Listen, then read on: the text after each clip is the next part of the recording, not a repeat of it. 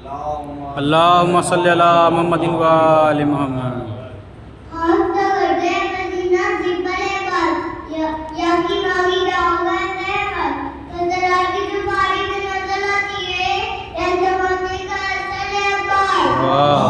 اللہم صلی علی محمد و آل یا علی. اللہم صلی علی محمد و آل محمد.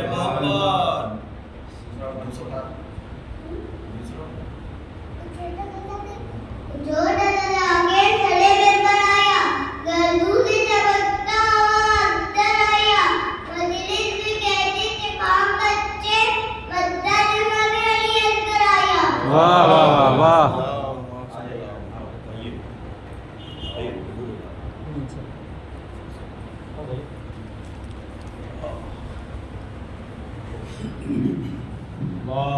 اللہم صلی علی محمد و آل محمد.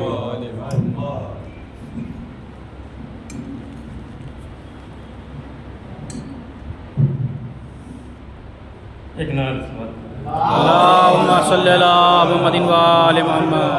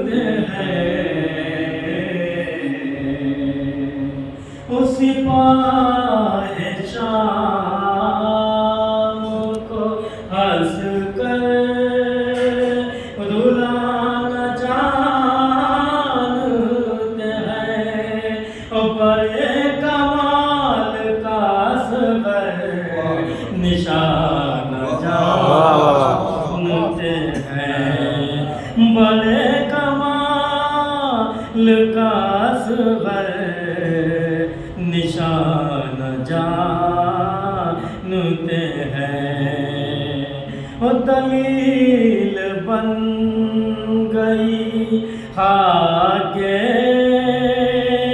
شفا زمانے میں دلیل بن گئی خاک شفا زمانے میں حسین بیٹی کو سونا بنانا جانتے ہیں حسین بیٹی کو سونا بنانا جانتے ہیں سپاہی شام کو ہنس کر. سبحان اللہ. اللہم صلی علی محمد و آل محمد. اللہم صلی علی محمد و آل محمد.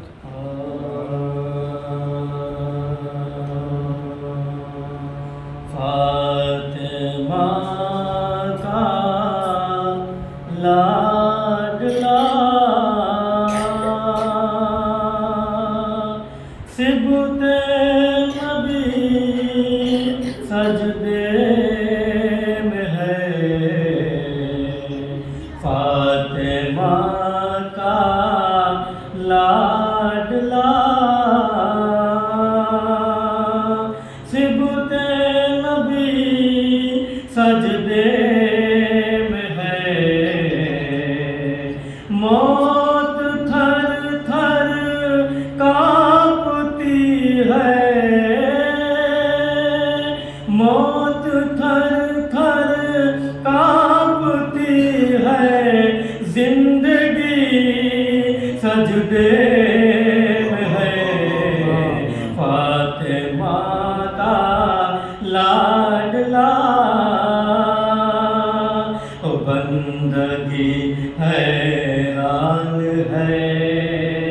قرآن پر قرآن ہے واہ بندگی قرآن حیران ہے قرآن پر قرآن ہے پشت پر اسلام ہے پشت پر اسلام ہے پیغمبری سجدے واہ واہ فاطمہ کا لاڈلا سبحان اللہ اللہم صلی علی محمد و آل محمد ایک اور اللہم صلی علی محمد و آل محمد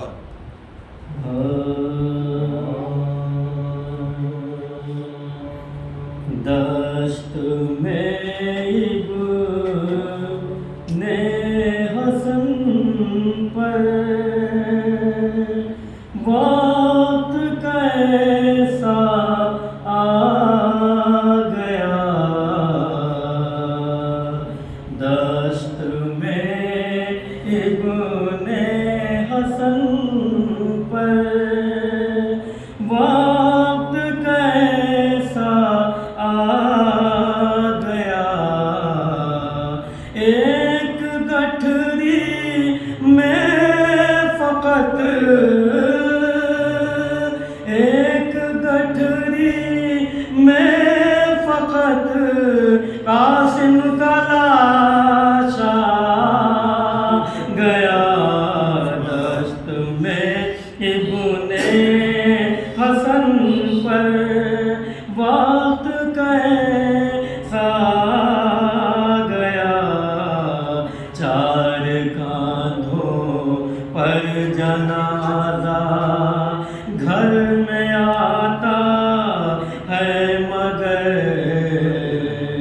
چار کاندھوں پر جنازہ گھر میں آتا ہے مگر ایک ہی کاندھے پہ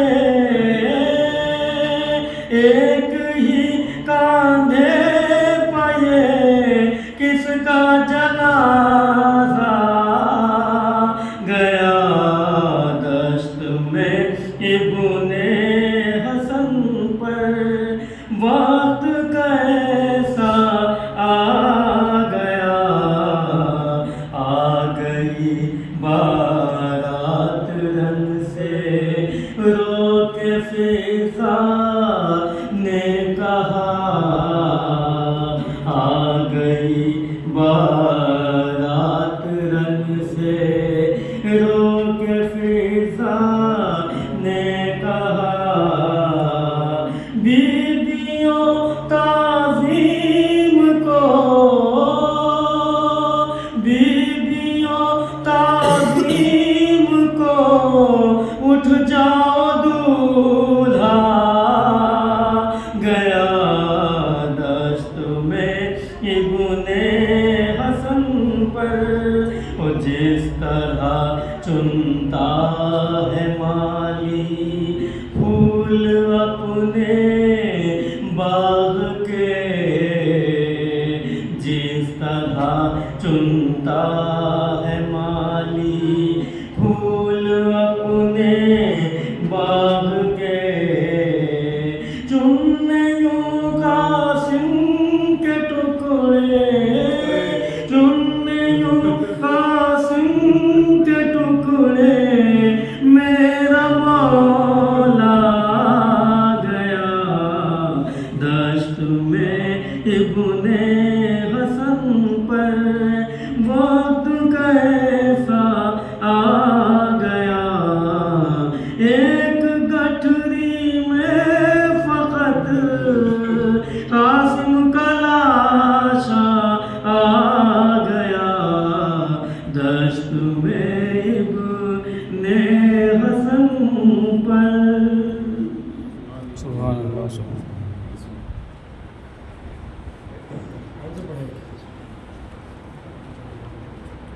اللهم صل على محمد وآل محمد.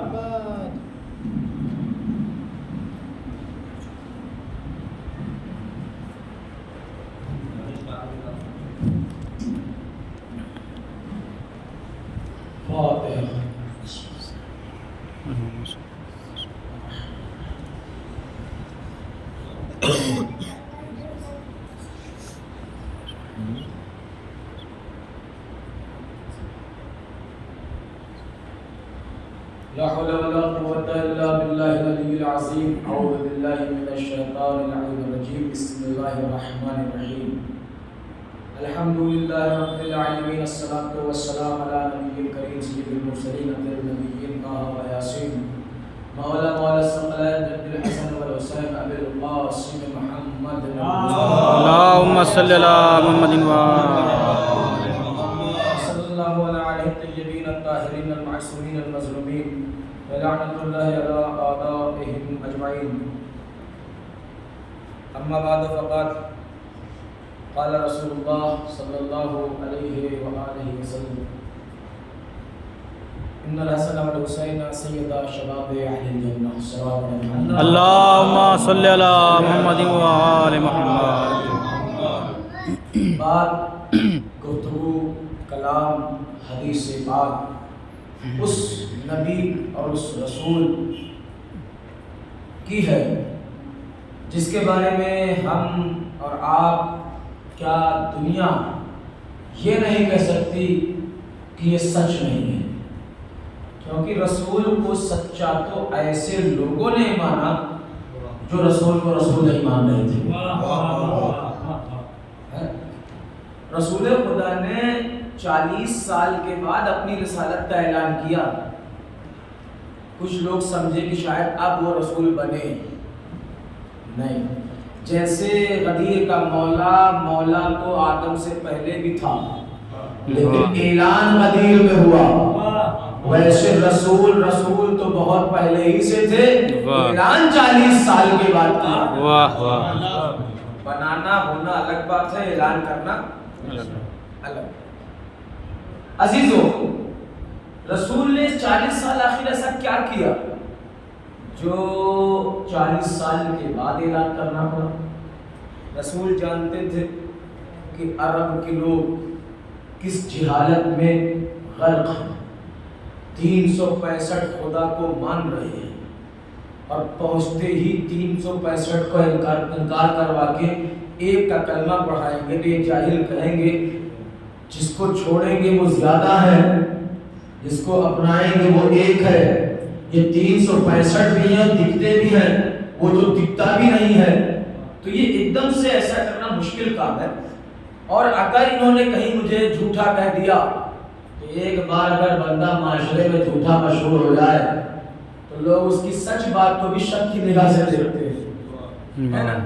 تو رسول نے کہا نہیں، پہلے اپنا کردار ایسا پیش کرو اور بندہ کسی کے گفتگو سے کسی کا مرید ہو نہ ہو، اگر اس کا اٹھنا بیٹھنا بولنا چالنا اخلاق کردار میل ملا ساری چیزیں اگر بہترین طریقے سے ہیں تو مذہب اپنا ہو یا نہ ہو انسان عزت ضرور کرتا ہے. واہ واہ واہ واہ. وہ انسان ہم مذہب ہو یا نہ ہو لیکن انسان احترام ضرور کرتا ہے. کم بولیے دنیاوی معاملات میں، کم بولیے آپ کی عزت ہوگی، کم ہنسیے آپ کی عزت ہوگی، اپنے کام سے کام رکھیے عزت ہوگی. مددگار کی ضرورت جس کی مدد ہو اس کی مدد کیجیے. جہاں ضرورت ہو وہاں آگے آئیے، جہاں آپ کی کوئی ویلیو نہ دی جاتی ہو وہاں زبردستی آنے کی کوشش مت کیجیے. یہ ساری چیزیں ہیں آج کے معاشرے میں. اپنے آپ کو وہیں پر پریزنٹ کرو جہاں آپ کی ضرورت ہو. زبردستی اپنے آپ کو رکھنے میں عزت جانے کا خطرہ رہتا ہے. خیر یہ تو دنیا کی باتیں تھی. تو رسول نے ایسا کردار پیش کیا اور ایسا ماحول اپنے کردار کا بنایا کہ لوگوں نے رسول کا کلمہ پڑھا نہیں پڑھا لیکن رسول کو سچا ماننے لگے. رسول کو باخلاق اور ایک دم سے رسول نے یہ کہہ دیا کہ اللہ کو مانو، بلکہ پوچھا یہ بتاؤ تمہارے حساب سے اللہ ہے؟ کہیں سے سوچتے ہو اللہ ہے؟ اللہ ہے کیوں نہیں؟ اب وہ اپنا رب اپنا خدا ان بتوں کو مانتے تھے، خدا کا انکار نہیں کرتے تھے، بس وہ بتوں کو خدا مانتے تھے۔ تو رسول نے کہا کہ خدا ہے نا؟ بولے ہے۔ کیسے کہیں کہ نہیں ہے؟ کیونکہ بتوں کو 365 جس کا قبیلہ اس کا اپنا خدا، کوئی لات کو مان رہا ہے خدا، کوئی حبل کو مان رہا ہے، کوئی عزا کو، یہ تو بڑے بڑے ہیں، چھوٹے چھوٹے ہر قبیلے کے تھے اور بڑے چالاک تھے کافر۔ انہوں نے اپنے خدا اپنے حساب سے بنائے تو اپنے گھر نہیں رکھا۔ ہے سبحان اللہ، میں تاریخی جملہ اشارے میں کہہ جاؤں گا۔ ان لوگوں نے دماغ کیا لگایا کہ بنائے تو اپنے ہاتھوں سے ہے انہوں نے، اور اپنے سے بنایا ہوا اپنے گھر رکھ لیا گیا تو کوئی مانے گا نہیں، چاہے وہ جھوٹا خدا ہو یا جھوٹا خلیفہ۔ نہ ان جھوٹے خداؤں کو بنانے والے نے اپنے گھر میں رکھا، نہ اس کو بنانے والوں نے اپنے گھر رکھا۔ جانتے تھے کہ اس کو بنایا ہے خدا تو خدا کے گھر رکھو تبھی مانے جائیں گے۔ اس کو بنایا ہے خدا کی جگہ تو انہوں نے اپنے گھر نہیں رکھا، لا کے اللہ کے گھر میں رکھا، کیونکہ جانتے تھے کہ بنایا ہوا اپنا ہے، اگر مرکز پہ نہیں رکھا تو کوئی مانے گا نہیں۔ ویسے ہی بند کوٹری والوں نے بھی سوچا بنا تو لیا ہے لیکن بٹھاؤ رسول کی جگہ پر تبھی لوگ مانیں گے۔ تو اچھا معاملہ کفری والا معاملہ یہاں بھی تو آئے تو وہیں سے تھے، یہ تاریخ کی حقیقت ہے۔ اب سرکار بنا کے بٹھا تو دیا کعبے میں 365، رسول نے کہا خدا ہے نا؟ بولے خدا تو ہے، چلو اچھا جاؤ پھر انشاءاللہ گفتگو ہوگی۔ چلے گئے کافر، بولے چلو اللہ ہونے کی بات کہی اور کچھ نہیں کہا۔ پھر دوسرے دن بتاؤ کل کیا بتایا گیا؟ اللہ ہے، سب نے کہا ہے۔ کلاس چل رہا ہے نا، کلاس میں ٹیچر وہی اچھا ہوتا ہے جو پرانے سبق کو دہروا دے خلاصے کے طور پہ۔ کل یہ بتایا گیا، آج یہ کل کیا تھا؟ خدا ہے، کہاں ہے؟ اچھا یہ بتاؤ خدا ہے تو اس کی عزت بھی کرتے ہو؟ بولے کیوں نہیں کرتے؟ خدا کی عزت ہم ان کے سامنے سر جھکاتے ہیں، عبادت کرتے ہیں، عظمت ہے ان کی، عزت کرتے ہو؟ کہاں کرتے ہیں؟ کہا جاؤ خدا جائیے آپ کا خدا آپ کی حفاظت کرے۔ چلے گئے، اب پھر آئے تو کہا پہلا سبق اللہ ہے یا نہیں؟ بولے ہے۔ کہا دوسرا اللہ کی عزت بھی کرتے ہو کہ نہیں؟ کہاں کرتے ہیں؟ کہا اچھا کیسی عزت کرتے ہو؟ کس کی طرح؟ کوئی ایگزامپل دو۔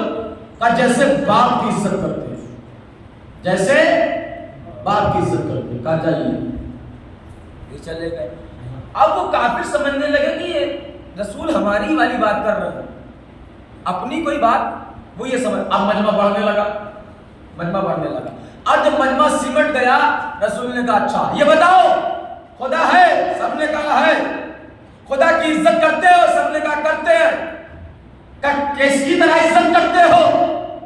کہا باپ کی طرح۔ کہا باپ کتنے؟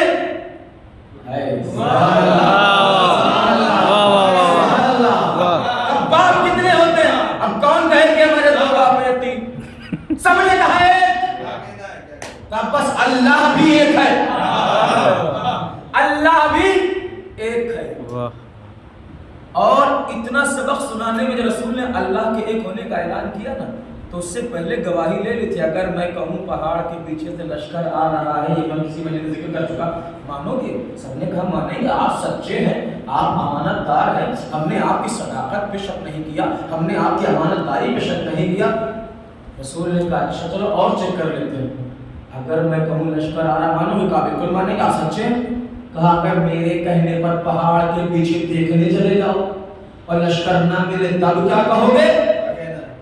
تو ان کے کافروں کے سردار نے کہا اگر تمہارے کہنے پر لشکر نہ ہوا تب بھی ہم اپنی آنکھ کی بینائی پہ شک کریں گے، آپ کی زبان پہ شک نہیں کریں گے۔ یہ کردار رسول نے پیش کیا تھا۔ اتنا سچا جب لوگوں نے رسول کو مان لیا تو رسول نے ایک خدا کا پیغام دیا، ایک خدا کا پیغام اس سچے نبی نے کہا کہ حسن و حسین جنت کے جوانوں کے سردار ہیں۔ کفار مکہ بھلے ہی سوچ میں پڑ گئے 365 کو چھوڑنا پڑے گا، ایک کو ماننا پڑے گا، اور رسول نے کہا کہ اللہ ایک ہے، اللہ کو ایک مانو، کامیاب بنو۔ اس سچے نبی نے کہا کہ حسن و حسین دونوں جنت کے جوانوں کے ساتھ۔ اسی عشرہ مجالس میں، اس عظیم بارگاہ کے اس عشرہ مجالس میں دوسری یا تیسری مجلس میں ذکر ہوا تھا کہ جناب آدم جنت کے ساکن ہیں، ساکن یعنی رہنے والے عارضی طور پر۔ اللہ نے کہا تھا جاؤ جنت میں رہو، اپنی زوجہ کے ساتھ جنت میں رہو، کھاؤ پیو، ایک درخت پر جانے سے منع کیا۔ جناب جناب آدم ساکن جنت، رسول خدا نے کہا کہ میرا حسین سردار جنت ہے، سردار جنت، تو مالک جنت حسین، ساکن جنت آدم۔ آدم کو جب شیطان نے اپنے حساب سے پروگرام بنا کے جناب آدم کو درخت کے پھل کو کھلا دیا اور اللہ کو جنت سے باہر جناب آدم کو دنیا میں بھیجنا پڑا، تو جناب آدم کے لباس جنت کو بھی جنت میں چھوڑنا پڑا۔ آدم تم ساکن جنت ہو، ساکن جنت، لباس جنت چھوڑ کے جاؤ، چھوڑ کے آئے اور دنیا میں آئے۔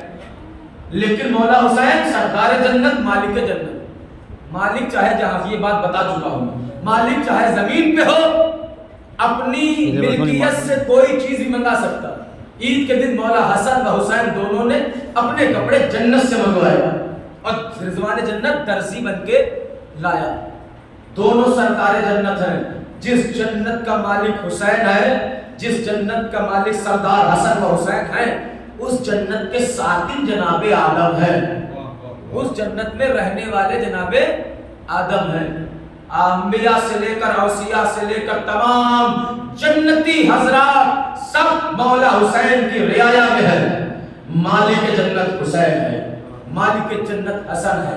تو اب یاد رکھنا، جنت کی دعائیں کرنے والوں، حالانکہ مولا کے عزادار جنت کی دعائیں نہیں کرتے، کیونکہ ہمارا مقصد یہ ہے کہ بیوی زہرا راضی ہو جائے اور مولا راضی ہو جائے۔ جنت تو ہمارے حصے میں ایسے بھی ہے کربلا، جنت تو ہمارے حصے میں ایسے بھی ہے کربلا۔ اور اللہ نے مولا حسین سے کہا تھا اے نفس مطمئنہ کے مالک پلٹا، ارجعی الی ربک راضیۃ مرضیہ وادخلی جنتی۔ اللہ نے کہا میری جنت میں داخل ہو جا۔ اس کا مطلب یہ ہے کہ اللہ کی جنت کوئی اور ہے۔ تو اگر حسین اللہ کی جنت میں ہے تو اب ہم حسین کے عزادار ہیں، ہم جنت کی دعا نہیں کرتے، بس اتنی دعا مولا جہاں آپ رہنا وہی عزاداروں کو رکھ لینا۔ صلوات پڑھتے محمد اللہم صلی اللہ علیہ جہاں جنت کی بھی درجات ہیں، جنت کے بھی طبق۔ اللہ نے کہا میری جنت، جنت نعیم کا ذکر، جنت عظیم کا ذکر۔ عزیزو تو اب جنت کی دعا کیا؟ بس مولا کربلا دکھا دے جنت مل جائے۔ اور ویسے بھی حدیث ہے من زار قبر الحسین وجبت لہ الجنہ، جو بھی قبر حسین کی زیارت کر لے جنت اس پہ واجب ہے۔ میں نے اس سے پہلے بھی کہا تھا من ابکا و تبا کا وجبت لہ الجنہ، روئے رلائے، ایسی حدیث کہیں سنائی جائے تو سمجھ لینا جو کام کہا جا رہا ہے خالص وہی ہو۔ اب کوئی بندہ جائے کربلا زیارت کے حساب سے، وہاں ریل بنائے، سیلفی کھینچے، یوٹیوب کو اپنے پروموٹ کرے، تو بھائی زیارت میں جنت واجب ہے۔ آپ دنیاوی حساب سے اگر وہاں گئے ہیں تو پھر آپ جانے، آپ کی نیت جانے۔ صلوات پڑھے محمد اللہم صلی اللہ علیہ وسلم۔ تو مولا حسن و حسین جنت کے جوانوں کے سردار ہیں، اور اگر جنت کے سردار ہی ہم سے راضی نہ ہو تو جنت کا سوال کر، دنیا جنت کے سوال کر، دعا کر رہی ہے، جنت کی دعا کر رہی ہے، جنت کی دعا کر رہی ہے، تو جنت کی دعا کرنے سے پہلے جنت کے مالکوں کو راضی کرو، جنت آسان ہو جائے گی، راستہ آسان ہو جائے گا، کیونکہ شفاعت تو رسول کریں گے، شافع محشر ہے۔ لیکن مالکان جنت اگر راضی نہیں ہے تو پھر اللہ نے ملکیت دی ہے جناب سرداران جنت کو، مولا حسن و حسین۔ تو اب کہنے والے نے کہا اور بڑے خوبصورت انداز سے کہا کہ قرآن کی زبان پہ قصیدے حسن پہ ہے، کیونکہ ذکر جناب قاسم کا ہے، مولا حسن کا ذکر ایسے عام طور سے نہیں ہوتا۔ ولادت کی تاریخ 15 رمضان ہے، روزوں میں لوگ مصروف رہتے ہیں، ہوتی ہیں محفلیں ہوتی ہیں. ویسے 28 رجب 28 سفر مولا حسن کی شہادت ہے, 28 سفر مظفر جس میں رسول خدا کی شہادت کے ساتھ ہے. تو اکثر ہوتا یہ ہے کہ رسول خدا کا ذکر فضائل میں ہوتا ہے تو مولا حسن کا ذکر اس عنوان سے نہیں ہوتا. اور یہ صرف ایسا نہیں ہے, اعتراض بھی ہے. ایک جگہ آپ کے یو پی میں ہی ذکر مولا کرنے کا شرف حاصل ہوا تو وہی یہ واقعہ آیا کہ یہ لوگ حسین حسین بہت کرتے ہیں, حسن حسن نہیں کرتے. یہ لوگ رسول کے ایک نواسے کو بہت مانتے ہیں, ایک نواسے کو نہیں مانتے. حسین حسین کرتے, حسن حسن نہیں کرتے. میں نے کہا کہ ٹھیک ہے, آپ اگر ایسا سوچتے ہیں تو سوچئے. ویسے ہمارا تو عقیدہ یہ ہے کہ حسین اگر زمانے کا امام ہے تو حسن حسین کے بھی امام ہیں. ہمارا تو عقیدہ یہ ہے کہ حسین اگر زمانے کے امام ہیں تو امام حسن حسین کے بھی امام, کیونکہ امام حسن کے دور امامت میں مولا حسین ان کے امامت میں تھے. ان کی امامت کا آغاز بظاہر نہیں, بالباطن وہ امام تھے, لیکن جو امام کا دور ہوتا ہے امام کے بعد تو مولا حسن تو امام حسین کے بھی امام تھے. اور حسن کا چھوٹا ہی حسین بنتا ہے عربی کے حساب سے. حسن کو چھوٹا کریں گے تو حسین بنے گا عربی گرامر کے حساب سے, اس میں تصغیر ہے حسین. تو خیر نہیں, یہ لوگ حسین حسین بہت کرتے, حسن حسن نہیں کرتے. میں نے کہا سب کچھ ہم ہی لوگ کر لیں, کچھ آپ بھی کیجئے. آپ کو اتنی فکر ہے تو ہم حسین حسین کرتے ہیں, آپ حسن حسن کیجئے. ایک رسول کے نواسے کا ذکر ہم کرتے ہیں اور آپ کو لگتا ہے کہ ہم حسین حسن کا ذکر نہیں کرتے مولا حسن کا, تو آپ کیجئے. آپ بھی تو رسول کو مانتے ہیں, آپ بھی تو آل رسول کو مانتے, کیجئے. لیکن وہ جانتے ہیں کہ کسی کا ذکر کرنے کا اصول کیا ہے. ہم حسین کا ذکر کرتے ہیں تو جتنے بھی حسین حسین کرنے والے ہیں ان کے بچے بھی یزید کو اچھا نہیں کہیں گے. یہ اصول تذکرہ حسین ہے کہ جس کا ذکر کیا جائے گا اس کے دشمن پہ لعنت ہوگی. تو دنیا بھی سمجھتی ہے کہ یہ حسین حسین کر کے یزید پہ لعنت کرتے ہیں, اور اگر حسن حسن ہوا تو حسن کے دشمن پہ لعنت ہوگی. اور وہ کون ہے وہ تاریخ جانتی ہے. صلوات پڑھے محمد و آل اللہم صلی اللہ محمد و آل. تو آپ ایسے کرو, حسین کا ذکر ہم کرتے, حسین کے قاتل اور دشمن کو لعنت ہم کرتے. آپ حسن کا ذکر کرو, مولا حسن کے دشمن پہ لعنت کرو. نہ کوئی ہم روکیں گے, نہ روکیں گے, نہ اعتراض کریں گے.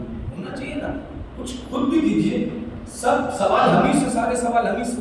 اچھا ہے کہ سوال ہمیں سے لوگ کرتے ہیں, اسی قوم سے. اور یہ قوم کبھی ان سے سوال نہیں کرتی. وہ اگر سوال کرتے ہیں تو وہ بھی صحیح کرتے ہیں. یہ اگر پلٹ کے سوال نہیں کرتے, جواب ہی دیتے ہیں تو یہ بھی صحیح کرتے ہیں, کیونکہ ان کو پتا ہے یہاں سے جواب مل جائے گا, اور ان کو پتا ہے کہ وہاں سے کوئی جواب ملے گا ہی نہیں, کیونکہ یہ باب شہر علم کے ماننے والے ہیں. اور ادھر ابو جہل کے خیمے آباد ہے. واہ واہ واہ واہ واہ. ابو جہل کے خیمے آباد. اگر علم ہوتا تو ایسی باتیں نہیں آتی. تو خیر, جناب قاسم کے حوالے سے مولا حسن کا بھی ذکر ہوا جا رہا ہے. اسی بہانے سے کچھ مجلسوں میں ذکر ہوا. مولا حسن علیہ السلام امام وقت ہیں, جناب قاسم کے بابا, جنہوں نے جنگ تو نہیں کی بلکہ صلح کی اپنے دور امامت میں. جنگوں میں شریک تو رہے اپنے بابا کے ساتھ, صفین ہو, جمل ہو, اور بہادری سے سامنا کیا حملے جناب امام حسن کے. لیکن اپنے دور امامت میں جنگ نہیں کی بلکہ صلح کی. تو لوگوں نے ان کے بارے میں لکھ دیا کہ یہ نوز باللہ نقل کفر نباشت, کہ یہ بزدل تھے, ماشاءاللہ ڈرتے تھے, معاذاللہ ڈرتے تھے. لوگوں نے کہا کہ آپ نے صلح کر کے کیوں کر لی, ساری چیزیں ہیں. لیکن یہ امام جانتا ہے, امام کی مصلحت. ایک عالم تھا ایران میں, درس دیتا تھا طلاب کو, بزرگ عالم تھے. ایک دن بات میں درس میں صلح امام حسن اور جنگ امام حسین کی بات آ گئی. تو ایک طالب علم کھڑا ہو گیا, کہا سرکار یہ بات سمجھ میں نہیں آتی, آپ کہتے ہو دونوں امام ہیں, دونوں معصوم ہیں, دونوں زہرا علی کے بیٹے ہیں, دونوں رسول کے نواسے ہیں, دونوں جنت کے سردار ہیں, دونوں بیٹھے تب بھی امام ہیں, کھڑے ہو تب بھی امام ہیں, دونوں دوش نبی کے سوار ہیں, دونوں کے لیے جنت سے کپڑا آیا. مولا حسن کے لیے, مولا حسین کے لیے بہت ساری فضائل ایسے جو ساتھ میں کپڑے آئے دونوں کے لیے، کاندھے پہ رسول کے بیٹھے دونوں، اور رسول نے فرمایا حسن و حسین دونوں امام ہیں، چاہے بیٹھے رہے چاہے کھڑے رہے، دونوں جنت کے جوانوں کے سردار ہیں، دونوں امام ہیں، دونوں معصوم ہیں، دونوں نواسے رسول، دونوں علی و بطول کے جان و جگر۔ لیکن ان دونوں کے عمل میں بڑا فرق ہے، ایک جنگ کر رہا ہے، ایک صلح کر رہا ہے۔ یہ سمجھ میں نہیں آئی تو اس عالم نے کہا اچھا امامہ اتار کے دیکھا، بولے اس کو حوض میں امامے کو کھولو، کیونکہ کھولیں گے تو آپ کو 7-8 میٹر یا 6 میٹر، بہت زیادہ 10 میٹر کا کپڑا وہ دکھ جائے گا لمبا جو بنایا جاتا ہے۔ کہا اس کو کھول کے حوض میں دھلو، امامہ کھولا گیا، حوض میں دھلا گیا۔ بولے کیونکہ امامے کا کپڑا نچوڑا نہیں جاتا، یہ علماء کے لیے نچوڑا نہیں جاتا، وہ سکھایا جاتا ہے، تو سکھانے کے لیے نچوڑنے کے لیے بھی اگر 7 میٹر کا کپڑا ہے تو ایک بندہ ادھر کھڑا ہوگا ایک بندہ ادھر کھڑا ہوگا، دونوں ایک طرف نہیں کھڑے ہو سکتے۔ تو بولے اس میں سے ایک کوئی بھائی اپنا مانو، جس کو سگا بھائی مانو۔ فی الحال اس نے ایک کو کھڑا کیا، بولے سگا بھائی، کہا جاؤ امامے کو کپڑے کو دھل کے سکھا کے لانا۔ دونوں کا دھلا، اور دھلنے کے بعد اب اس کا پانی الگ کرنے کے لیے ایک ادھر کھڑا ہوا ایک ادھر، کیونکہ اس نے کیا کہا تھا کہ دونوں امام معصوم ہیں، امام ہیں، پھر بھی راستے الگ ہیں، ایک نے جنگ کی ایک نے صلح، ایسا لگتا ہے ایک مشرق جا رہا ہے ایک مغرب۔ تو اس عالم نے کہا ٹھیک ہے میں کپڑا دھل کے سمجھاتا ہوں، وہ ایک ادھر ایک کونا پکڑ کے ادھر چلے گئے ایک ادھر۔ عالم نے کہا دونوں سگے بھائی ہو، دونوں طالب علم ہو، دونوں ایک ہی مدرسے کے پڑھ رہے ہو، الگ الگ کیوں جا رہے ہو؟ ایک ہی سمت میں جاؤ۔ بولے قبلہ اگر ایک ہی سمت میں جائیں گے تو اس کا پانی کبھی الگ نہیں ہو سکتا۔ چلو اچھا، الگ الگ کھڑے ہوئے۔ اب ایک نے دائیں گھمایا پانی نکالنے کے لیے، ایک نے بائیں، ایک ادھر جا رہا ہے ایک ادھر جا رہا ہے، دونوں بھائی ہو، دونوں طالب علم ہو، دونوں میرے طالب ایک ہی کلاس کے ہو، تو بھی ایک مزاج الگ الگ کیوں؟ ایک مشرق جا رہا ایک مغرب کا، اگر دونوں ایک ہی طرف جائیں گے تو اس امامے میں جو پانی جذب ہے وہ الگ نہیں ہو سکتا۔ کا یہی تو بتانا چاہ رہا ہوں کہ جب اسلام نے بدعت اور غلط کاموں کے گندے پانی کو یزیدیت اور یزید جیسے لوگوں نے شامل کرنا چاہا تو ایک نے صلح کر کے ایک نے جنگ کر کے اسلام کو پاک و پاکیزہ بچا لیا۔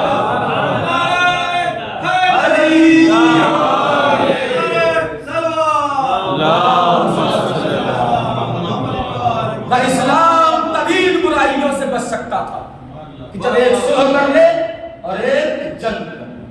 صلح بھی مولا حسن کی شرائط صلح پڑھی ہے آپ جا کے، نقوش عصمت نے بھی لکھا ہے، تاریخ اسلام میں نجم حسن قراروی نے لکھا، نقوش عصمت کا علامہ ذیشان حسن جوادی نے لکھا، اور تاریخ اسلام کی بہت ساری تاریخیں ہیں، بہت سے لوگوں نے لکھا شرائط صلح۔ سب سے پہلے بس 2-3 شرائطیں پڑھ کے مولا حسن جب ذکر ہو جائے ان کے بیٹے کے حوالے سے اور ربط مسائل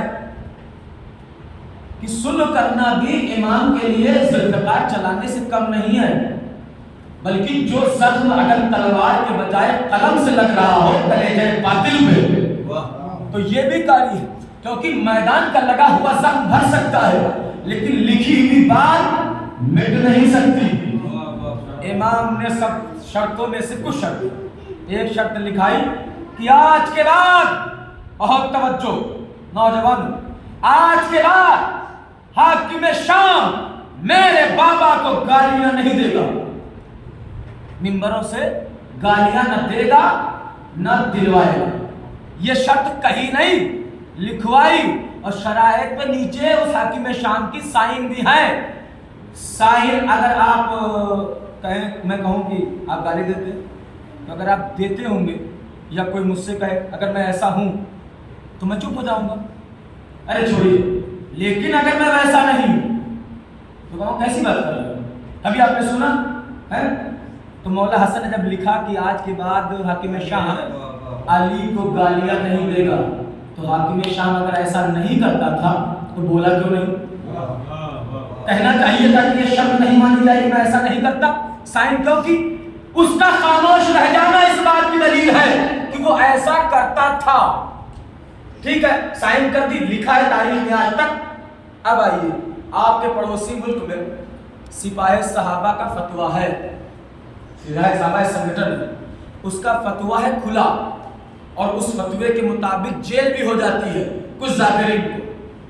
وہ فتویٰ کیا ہے؟ صحابی رسول کو گالی دینے والا کافر ہے، یہ فتویٰ ہے۔ اس فتوے سے ہم بھی متفق ہیں کہ جو بھی رسول کے صحابہ کو گالی دے، برا بھلا کہے، وہ کافر ہے، لیکن وہ صحابی ہونا چاہیے، وہ ہونا چاہیے، کیونکہ ہم شیعوں کے عقیدے اور اصول بڑے سخت ہیں۔ ہم کسی برے کو صحابی نہیں کہتے، کسی صحابی کو برا نہیں کہتے، ہمارا اصول ہے۔ تو اب یہ فتویٰ کس کا؟ سپاہی صاحب ہے کہ صحابی رسول کو گالی دینے والا کافر ہے، بالکل سچی بات ہے۔ جو رسول کے حقیقی صحابی کو برا بھلا کہے کافر ہے۔ لیکن اب سوال ایک عالم سے پوچھا گیا، عالم اہل سنت سے، کہ تمہاری نگاہ میں من افضل من اصحاب محمد، اصحاب محمد میں افضل کون ہے؟ عالم اہل سنت سے سوال کیا، من افضل من اصحاب محمد، اصحاب محمد میں افضل کون ہے؟ اس نے کہا اول فلاں ثم فلاں ثم فلاں ثم فلاں، پہلے یہ افضل ہے، پھر یہ افضل ہے، پھر یہ افضل ہے، پھر یہ۔ اس نے کہا تمہیں علی سے کیا دشمنی ہے؟ تمہیں علی سے کیا دشمنی؟ کہا کچھ نہیں۔ کہا تم نے پہلے پہ علی کا نام نہیں لیا، دوسرے پہ علی کا نام نہیں لیا، تیسرے چوتھے کہیں نام نہیں لیا۔ تو عالم اہل سنت نے کہا تم نے سوال کیا کیا ہے؟ بس سوال ہے کہ اصحاب محمد میں افضل کون ہے؟ اس عالم نے کہا تو نے اصحاب میں افضل پوچھا ہے، رسول صحابی رسول نہیں، نفس رسول ہے، نفس رسول ہے، صحابی اور ہے، نفس اور ہے۔ اب سرکار جب رسول کا نفس علی ہے، صحابی اور ہے، تو اب انصاف کر کے آپ بتاؤ کہ جب صحابی رسول کو برا بھلا کہنے والا کافر ہے تو نفس رسول کو گالی دینے والا امیر المومنین کہاں سے؟ صلوات پڑھے اللہم صلی علی محمد و آل محمد۔ دوسری شرط، آج کے بعد حاکم شام قرآن و سنت پر عمل کرے گا۔ آج کے بعد حاکم شام قرآن و سنت پہ عمل کرے گا۔ یہ آج کے بعد کا لفظ بتا رہا ہے کہ اس سے پہلے نہ قرآن پہ عمل تھا نہ سنت پہ عمل تھا، تو جب قرآن و سنت پہ عمل ہی نہیں ہے تو انسان خلیفۃ المسلمین کیسے ہو سکتا ہے؟ قرآن کو چھوڑ کر سنت رسول کو چھوڑ۔ آج کے بعد حاکم شام رکوع میں شریعہ زکات و خمس کو اکٹھا نہیں کرے گا، یہ امام حسن کریں گے۔ کیوں؟ کیونکہ امام جانتے تھے یہ رکوع میں شریعہ زکات و خمس کے نام پہ جمع تو کرتے ہیں، لیکن اس سے جو کام لینا چاہیے وہ نہیں ہوتا، غریبوں کی مدد نہیں ہوتی، غریبوں کی مدد نہیں ہوتی۔ ایسے ہی کچھ حالات آج بھی ہمارے درمیان بن گئے ہیں کہ رکوع میں شریعہ خمس و زکات اور نیکی کا پیسہ جو مومنین نکالتے ہیں، اگر کما حق ہو وہ غریب شیعوں تک پہنچ جائے صحیح بیچ میں دائیں بائیں ہوئے بغیر، تو قوم کا کوئی غریب نہ رہے۔ صلوات پڑھیں محمد، اللہم صلی علی محمد و آل محمد۔ اگر وہ صحیح پہنچ جائے تو۔ لیکن مسئلہ یہ ہے کہ سرکاری حساب سے جیسے ہوتا ہے، چیک 5000 کا چلا، پہنچتے پہنچتے آدھاری کا بچتا ہے، بڑے مسئلے ہو جاتے ہیں۔ تو وہی حال یہاں بھی۔ خیر، اب رکوع میں شریعہ جمع نہیں کرے گا، مولا سمجھے مگر آخری شرط پڑھتا ہوں اور بات کو تمام کرنے کی کوشش کرتا ہوں۔ آخری شرط ہے آج کے بعد حاکم شام حد جاری نہیں کرے گا۔ حد کا مطلب سزا معین نہیں کرے گا۔ جیسے اسلامی سزائیں الگ ہیں، ہر ملک کی سزائیں الگ ہوتی ہیں۔ اسلامی سزا کیا ہے؟ چوری کرنے والے کے ہاتھ کاٹ دیے جائیں، جسے کہتے ہیں حد جاری کرنا، یا فلاں گناہ کرنے والے کو یہ سزا دی جائے گی، اس کو یہ سزا، یہ قرآن میں لکھا ہے۔ آج کے بعد یہ سزا دینے کا حق حاکم شام کو نہیں رہے گا۔ میں نے کہا کہ حاکم ہے تو سزا کا حق کیوں چھین لیا گیا؟ اس سے پتہ یہ چلا کہ جب مدینے والے حاکم کے بیٹے کو لوگوں نے شراب پینے کے جرم میں پکڑا اور باپ کے سامنے پیش کیا، تو چونکہ 80 کوڑے تھے شراب پینے کی سزا، تو حاکم نے 80 کوڑے کی بات کر دی، تو اس شراب پیے ہوئے بچے نے، جوان نے کہہ دیا خاموش، مجھے سزا وہی دے گا جو اس نے آج تک یہ گناہ نہ کیا ہو، جس نے گناہ نہ کیا۔ تو اس کا مطلب مولا بتانا چاہتے ہیں حد وہی جاری کر سکتا ہے، چور کے ہاتھ وہی کاٹے گا نا جو خود چور نہ ہو، مولا نے کہا یہ حد آج کے بعد آپ میں شام جاری نہیں کرے گا۔ مولا حسن نے صلح کی شرطوں کو ایسے لکھا، 17-18 شرطیں بتائی جاتی ہیں، ایسے لکھا کہ حکومت دے کے زنجیر بیڑیاں حکومت کے گلے میں ڈال دی، پیروں میں ڈال دی، یہ حکومت اپنی مرضی سے کرے گا لیکن کام میرے حساب سے۔ اور یہی شرطیں اس کو پریشان کر رہی تھی کہ اس نے موقع تلاش کیا کہ شرطوں کو توڑ دیا جائے۔ بعد میں شرائط صلح کو اس نے توڑ بھی دیا اور مولا حسن صلح کو، پھر اس کے بعد مولا کا وجود اسے کھٹکنے لگا اور دھیرے دھیرے کئی کوششیں ہوئی، مدائن کے بازار میں مولا حسن کے زانوں پہ نیزہ مارا گیا مولا حسن نے، اس کے بعد بھی کئی بار مولا کو زہر دیا گیا، ہر بار مولا حسن زہر ملتا تھا، روضہ رسول پہ جاتے تھے، دعا مانگتے تھے، شفا مل جاتی تھی۔ جب آخری بار زہر ملا، جو آج میں نے صبح کی میں نے ذکر کیا کہ آخری بار جو زہر دیا گیا وہ زہر اتنا کاری تھا کہ مولا کو روضہ رسول پہ پہنچنے کا وقت ہی نہیں، بلکہ جگر کے 72 ٹکڑے۔ بیٹے اور باپ کا کیا مقدر تھا، باپ کے جگر کے ٹکڑے ہو گئے، بیٹے کے بدن کے ٹکڑے۔ سات محرم بڑی قیامت کی تاریخ ایسے ہے کہ آج اہل حرم کے بچوں پر پانی ختم ہو چکا۔ اب وہ خیام حسینی سے العطش العطش کی صدائیں، پتہ ہے نوجوانوں، احساس کرنا، احساس نہ بھی ہونا تو کبھی پیاس میں یاد کرنا کربلا کے بچوں کی پیاس۔ عزیزو، آپ جلوس میں ماتم کرتے ہو نا، آپ مجلس میں ماتم کرتے ہو، مجلس کے فوراً بعد جو بانیان اشرا ہیں، جو فرش ازا کا اہتمام کرنے والے، وہ کیا کرتے ہیں رمضانوں کے لیے ٹھنڈا پانی فوراً لاتے ہیں، بھائی پانی پی لو، چچا پانی پی لو، بچوں کو سب کے لیے سبیل ہوتی ہے۔ کیوں؟ جانتے ہیں کہ ماتم مولا حسین کا تھا کہ پیاس لگ گئی ہوگی، جلوس میں چل کے پیاس لگ گئی ہوگی، پیتے ہیں نا، ذرا کربلا کی گرمی کو احساس ملانا اور پھر یاد کرنا۔ ہم اور آپ ماتم کرتے ہیں جلوس میں، اس اطمینان سے کرتے ہیں کہ جلوس کے بعد پانی ملے گا، سبیل پہ شربت ہوگا، ہر انتظام ہوگا، لیکن کربلا میں چھوٹے چھوٹے بچوں کو پتا ہے اب پانی نہیں ملے گا، پانی خیموں میں نہیں بچا ہے۔ حسین کے بچے علی اکبر جناب قاسم، جیسے جیسے دن بڑھ رہا ہے، 7 سے 8 آواز العطش فضاؤں میں بڑھتی جا رہی ہے، چھوٹے چھوٹے بچے العطش العطش العطش۔ جناب قاسم نے پیاس کا ذکر ایسے کیا، چچا پیاس سے ایسا لگتا ہے کلیجہ بھوکا جا رہا ہے۔ جناب قاسم مولا حسن کا لال یتیم امام حسن جناب قاسم، ام فروا نے اجازت دلائی، جناب قاسم مقتل میں آئے ہیں، جناب قاسم مقتل میں آئے ہیں نا، تو پہلے تو بہادری سے جنگ کی، لیکن 3 دن کے پیاسے قاسم کب تک جنگ کرتے، حملوں پہ حملے، زخموں پہ زخم کھا کے جناب قاسم زمین کربلا پہ آئے نا، تو اپنے چچا حسین کو یاد کیا، چچا المدد، حسین بھتیجے کی مدد کرنے کے لیے تیزی سے بڑھے، لیکن قاسم گھوڑوں کی ٹاپوں سے پامال ہو چکے تھے، ہر شہید شہادت کے بعد پامال کیا گیا، لیکن حسین کا بھتیجا قاسم زندگی میں پامال۔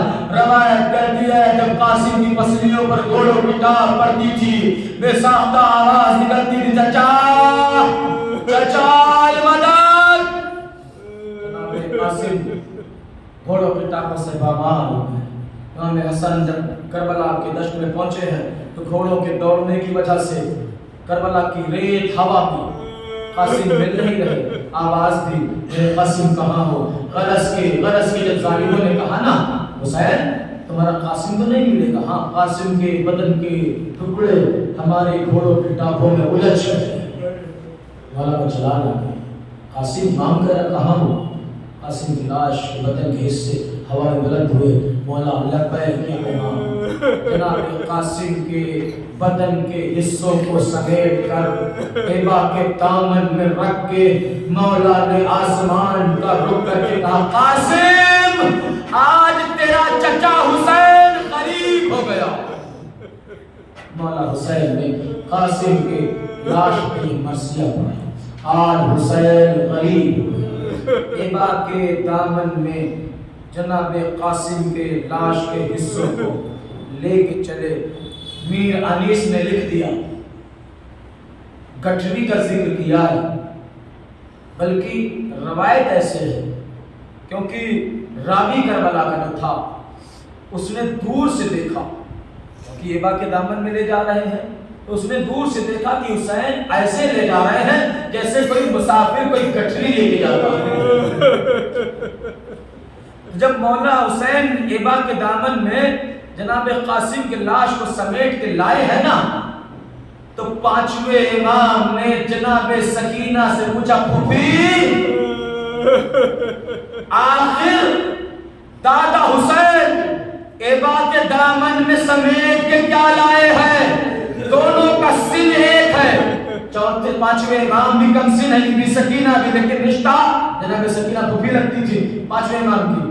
دونوں بچے خیمے کی طرف آئے تو کیا دیکھا؟ گرد شہیدہ میں قاسم کے لاش کے ٹکڑے سمیٹ دیے گئے۔ قاسم کی ماں کبھی اس ٹکڑے پہ، ہائے قاسم، قاسم کی بہن بھی کبھی اس ٹکڑے پہ۔ ایک کوہرام برپا ہو گیا بیویوں میں، ہائے قاسم، ہائے قاسم۔ کوئی بی بی قاسم کو اس ٹکڑے پہ ذکر کر کے رو رہی تھی، کوئی بی بی ادھر مرثیہ زینب و کلثوم کے لوہے ام فروا تڑپ رہی تھی، قاسم کی بہن ماتم۔ انا للہ و انا الیہ راجعون۔ رزم بقضاءہ و تسلیم ماتم حسین۔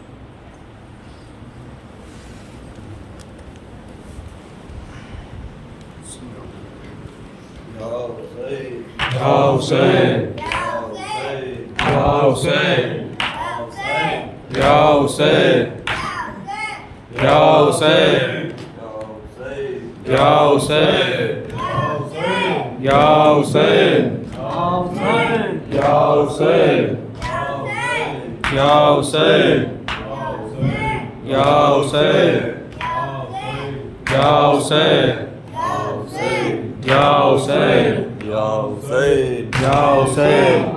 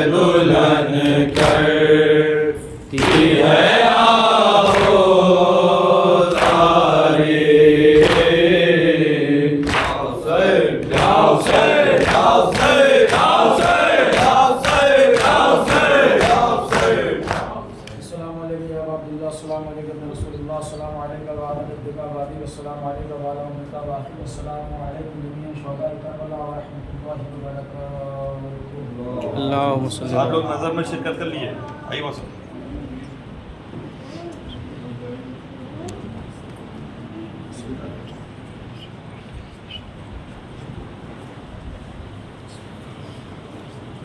جناب قاسم صلی اللہ علیہ وسلم